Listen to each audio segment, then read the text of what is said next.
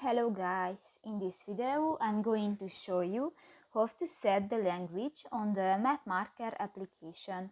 But first of all, I just want to mention, please don't forget to subscribe to our channel, because at 100,000 subscribers we are going to show you our YouTube revenue statistics and growth strategy, how to make money online. So let's jump into it. First of all, open the application on your device.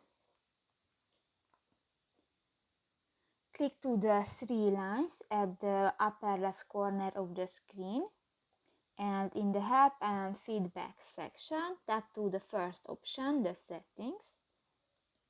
Scroll down, and in the language and units section, go to the first option, the language, and here you can select the default language and other language, and just select one and step on it and on.